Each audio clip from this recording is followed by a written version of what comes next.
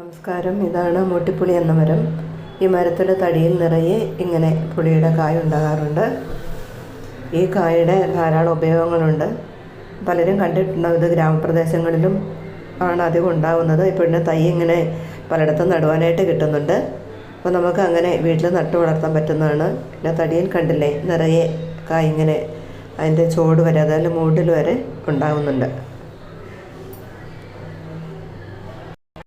മൂട്ടിപ്പുളിയിൽ നിന്നും പറിച്ചെടുത്ത ഒരു തണ്ടാണിത്. ഇതുപോലെ കുറേയധികം തണ്ടുകൾ ഒന്നിച്ചാണ് അതിൻ്റെ തടിയിലുണ്ടായി നിൽക്കുന്നത് നമ്മൾ കണ്ടു. ഇനി നമുക്ക് ഈ കായൊന്ന് പൊട്ടിച്ച് നോക്കാം.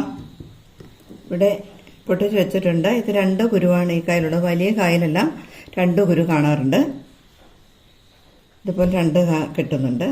അതേസമയം ചെറിയ കായലാണെങ്കിൽ ഇതുപോലെ 1 കുരു മാത്രമേ കാണാറുള്ളൂ. ഈ കുരു നമ്മളൊന്ന് മുറിച്ച് നോക്കുകയാണെങ്കിൽ നമുക്കറിയാം ഇതിൽ ദശഭാഗമാണ് ഉള്ളത്. റംബൂട്ടാനിലുള്ളത് പോലെ വലിയ ഒരു കുരു ഇതിൽ കാണുന്നില്ല. ഇത് കഴിക്കാനായിട്ട് നല്ല രസമാണ്, നല്ല മധുരമുണ്ട്. അത് മാത്രമല്ല ഇതിൻ്റെ തൊണ്ട് നമുക്കൊന്ന് നോക്കാം. ഈ തൊണ്ട് പണ്ടൊക്കെ മീൻകറിയിലുമൊക്കെ ഉപയോഗിച്ചിരുന്നതാണ്. നല്ല പുളിയാണ് തൊണ്ടിന്.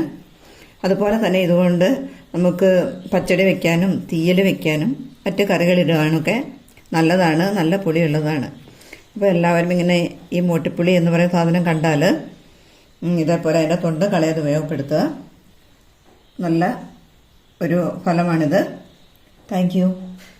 മൂട്ടിൽപ്പുളിയുടെ നേരത്തെ പറഞ്ഞതുപോലെ തന്നെ അതിൻ്റെ തൊണ്ടും അതുപോലെ തന്നെ അതിൻ്റെ അകത്തുള്ള ഭാഗവും അച്ചാറുണ്ടാക്കുവാനും വീഞ്ഞുണ്ടാക്കുവാനും ഒക്കെ ഉപയോഗിക്കാം.